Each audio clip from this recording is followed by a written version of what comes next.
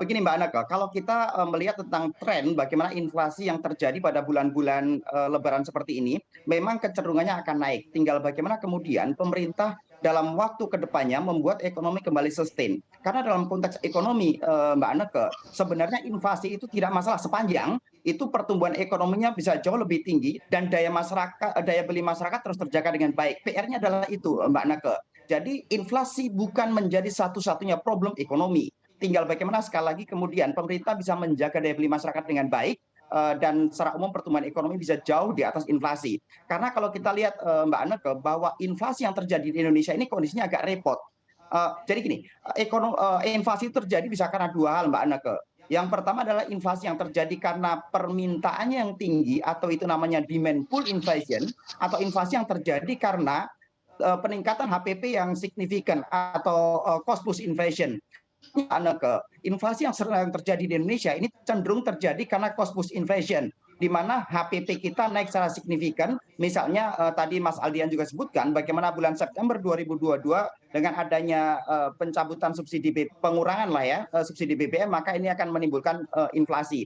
Hal-hal ini menjadi sebuah indikator tentang bagaimana cost push inflation memberikan kontribusi paling signifikan dalam inflasi yang sedang terjadi. Kondisi yang berbeda adalah ketika misalnya inflasi itu terjadi karena demand pull. Kalau demand pull inflation maka memanagenya bisa lebih simple dengan adanya kenaikan pajak misalnya, dengan adanya kenaikan tingkat suku bunga misalnya, maka hal-hal ini bisa dilakukan untuk menjaga bagaimana inflasi terus terjadi. Tapi ketika inflasi terjadi karena cost push inflation, maka yang bisa dilakukan oleh pemerintah adalah membuat bantalan bagaimana daya beli masyarakat itu bisa terjaga dengan baik. Apalagi kita lihat Mbak Neke, bahwa produk domestik bruto Indonesia di tahun 2022 kemarin sebesar 19.000 triliun itu lebih dari 57% itu ditopang oleh konsumsi rumah tangga.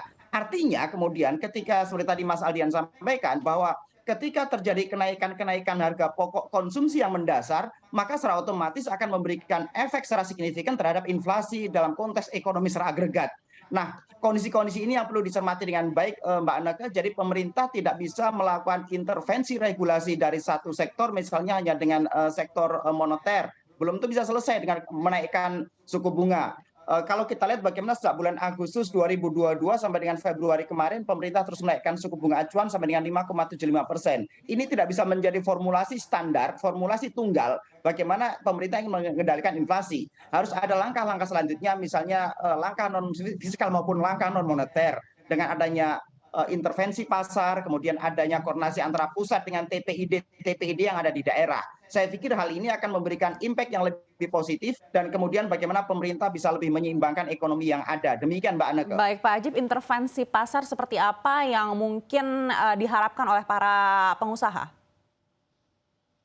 Oke, kalau kita lihat Mbak Aneke, sebenarnya begini, kalau pengusaha itu yang penting bagaimana ketika mereka mendeliver barang, kemudian ada willingness dan ability to pay-nya dari masyarakat. Itu sebenarnya dalam konteks ekonomi membuat ekonomi bisa berjalan dengan baik. Nah, tapi kalau kita melihat kepentingan umum, kalau kita ingin melihat kepentingan ekonomi nasional, maka daya beli masyarakat harus terjaga. Intervensi pasar misalnya begini, ketika kemudian masa panen untuk tebu misalnya untuk gula itu adalah bulan Mei, artinya kemudian repotnya di bulan April ini akan ada potensi inflasi tinggi.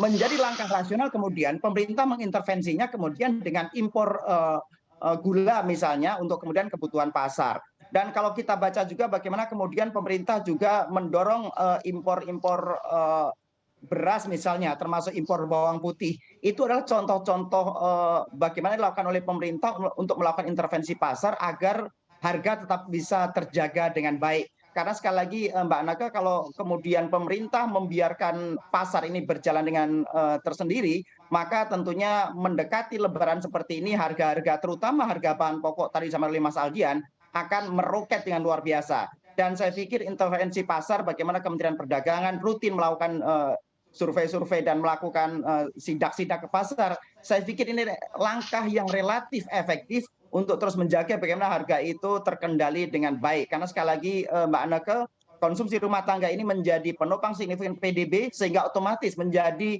kontributor signifikan ketika terjadi inflasi secara agregat. Demikian Mbak Anake. Baik Pak Ajib, apakah ini artinya intervensi untuk bahan pokok seperti gula ini yang harus menjadi fokus utama pemerintah atau ada yang harus menjadi fokus utama lainnya?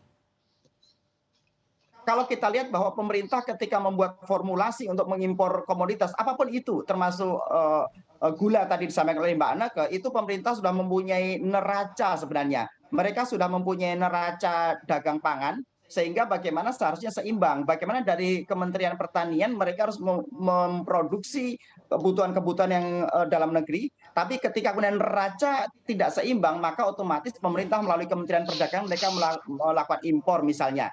Ini adalah dalam rangka untuk menjaga stabilitas ekonomi sehingga inflasi bisa terkendali. Tapi sekali lagi Mbak Anake, yang harus diperhatikan adalah bagaimana kemudian jangka panjang itu ekonomi bisa terjaga dengan baik, pemenuhan kebutuhan dalam negeri harus menjadi prioritas. Karena kita jangan sampai negara yang nomor 4 besar dunia dengan penduduk yang luar biasa, itu malah menjadi pasar dari negara lain. Karena kalau kita lihat sebenarnya kita dalam jangka panjang mampu untuk melakukan swasembada, tapi PR-nya adalah bagaimana kementerian-kementerian teknis bisa turun. Jadi sekali lagi menyeimbangkan antara kebijakan jangka panjang untuk bisa menjaga pertumbuhan ekonomi dengan baik yang bertumpu pada kemampuan produksi nasional, tapi juga jangan sampai mengorbankan jangka pendek, karena jangka pendek ketika terkorbankan maka risikonya adalah ada di inflasi. Kira-kira demikian Mbak.